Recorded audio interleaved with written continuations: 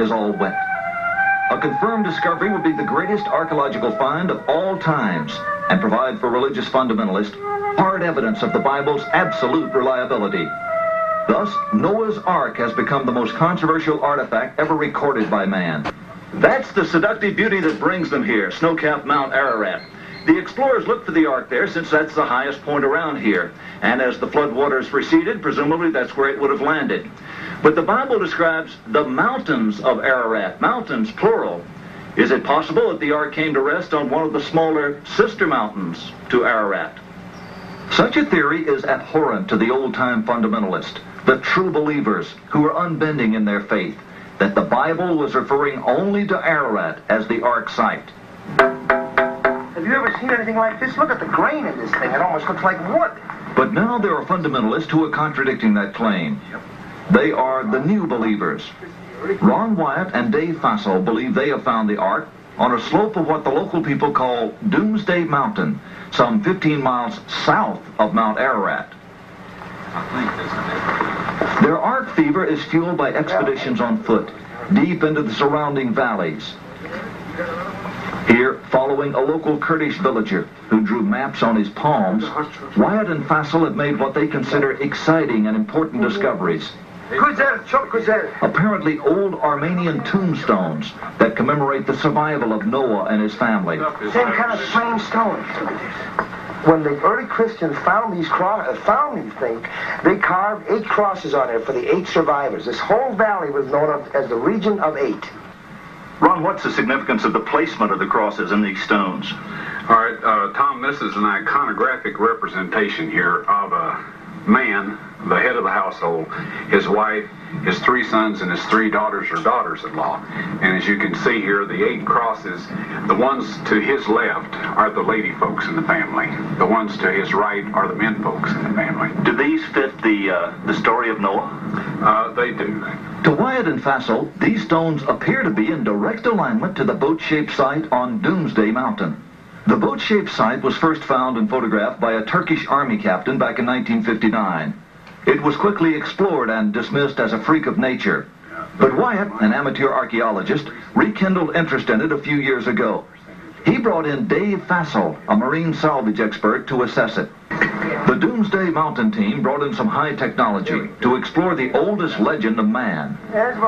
They began scanning their site with a molecular frequency generator. It's a device used by surgeons to pinpoint cancer tumors, and it's been used by Fassel to locate underwater treasure. This time, the molecular frequency generator began to pick up a unique pattern of iron lines beneath the earth. Okay, bring that one up. They began placing ribbons along those lines. The finished shape, outlined by the ribbons, was that of a huge ship, the approximate length and width of Noah's Ark, as described in the Bible. The fascinating field of ribbons soon attracted higher academic interest. That looks like iron. Okay. Dr. John Baumgartner, a physicist with Los Alamos Laboratories, sent samples back to the lab for analysis and confirmed that the metal they were tracing with the ribbons was indeed iron. With the width and the length known, the only remaining question was depth. By locating the depth of the hull, they could determine if the boat-shaped object had the cargo capacity described in the biblical ark. To resolve this final issue, Wyatt and Fassel brought geologist Tom Finner to Turkey with his company's heavy-duty subsurface radar equipment. Gear like this located the black box cockpit recorder on the floor of the frozen Potomac River after the Air Florida crash. Suppose this rock were a foot or 2 feet underground. Would it give you a reading as to where that was? Could you locate it? Yes, we could. Is it possible that there will be a moment at which you will say, this is a man-made object? The symmetry of the feature suggests it's a boat. I hope to prove that the underground structure is in fact that of a boat. Indeed, there is something beneath that rock besides rock. A radar device developed by Geophysical Survey Systems in Hudson was used on the mountain. The device, called SIR, is used by energy exploration companies to analyze what's below the Earth's surface. According to SIR, something man-made is under Mount Ararat.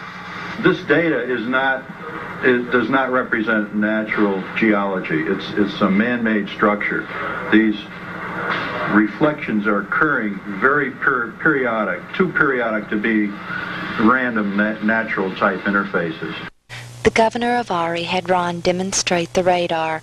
When he found what looked like a broken timber near the surface, the governor had it dug up and gave it to Ron to be verified.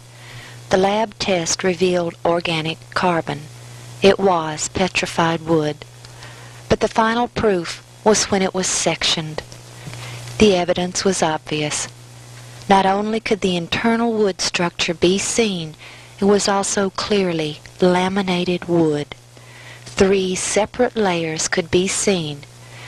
The adhesive material, or glue, had seeped out and hardened on one end and was perfectly aligned with the internal layers. Our last trip out there this past June, we found this very impressive rivet. And if you'll notice here, the plate itself is just a little more than 1/4 inch in thickness. It's approximately 3.5 inches in diameter, the plate itself, and then the shaft of the rivet is roughly 1 inch to 1.25 inches in diameter. And if you'll notice here, it was struck while it was hot and flared out the end of the shaft so that it would not slide back through the hole in this washer.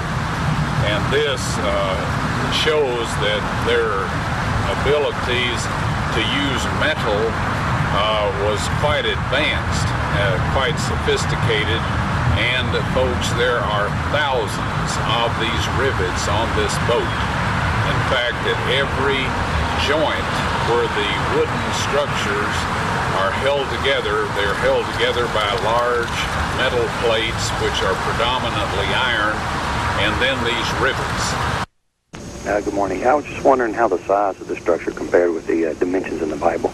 Okay, Moses was educated in Egypt. We're told that in the New Testament and also in the Old Testament. And the Royal Egyptian cubit, which he was familiar with and we believe used in the giving the dimensions of the ark, is 20.6 inches, and 300 of those is exactly 515 feet, and that is the length dimension of the boat. The boat has splayed some, and this is to be expected in an aging boat. So the width is a little greater than that specified in the Bible, but you figure the degree of splaying and you come up with very close measurements, very similar to those in the Bible. The Turkish government has recently completed a beautiful visitor center just above the ark so that visitors of every faith from all nations can visit and see the ark for themselves.